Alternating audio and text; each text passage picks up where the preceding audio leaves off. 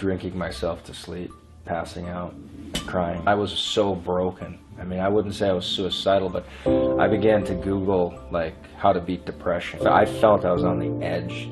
I was right on the edge of tipping over and just losing it. I could have given up. I probably should have at many points. There was no reason to believe otherwise. You know, so I could look at that and said, you know, I'm a loser, I'm a tool, I'm going to quit. Or I'm just going to figure it out. I'm just going to be a honey badger over this thing and not give a crap, and I'm going to figure it out. You've got to believe things. And even one of my mentors, one of my first mentors, I said, I want to make $500,000 in this industry. And, you know, he said, Mark, I've been around it for 8 years. People make like 60 to 80,000. That's just what people do here. You know, you hear about the 500,000, but I ain't ever seen it. That's what he said. I said, I want to do it, though. I want to do it. So you can, they talk about Steve Jobs doing reality distortion, and you have to distort reality. You do. You have to see what others can't see.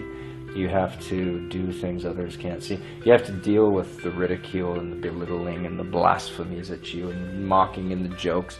And you have to take all of that, and you have to have enough focus where that stuff is just like bugs hitting the driving. You know, as you're driving 1,000 miles an hour, there's going to be bugs and squirrels that you run over and things that are hitting the windshield. And you got to be able to take all that stuff, and you're just in galactic speed. And I would visualize with Solomon, I'd take these verses and I'd visualize that that all these promises were happening. I would visualize, there's a verse, I think it's in Malachi, where it says, you know, if you bring the tithe into my storehouse and it assumes integrity and hard work and 6 days and all this stuff, then I'll bring in so much blessing that I'll open the windows of heaven and bring in so much blessing you won't know where to put it.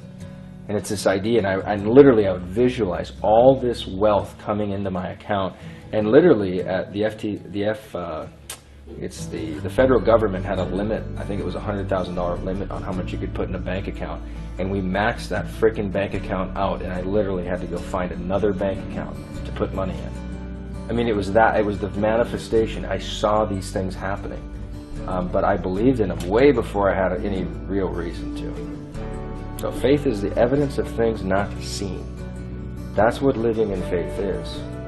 And on earth, you know, you've got to put your faith into tangible manifestations, things and people and institutions and realities that are touchable, you know, visceral things. Like I would imagine that my clients would see me at a live event and throw their hands around me and hug me and cry and tell me how much they changed my life.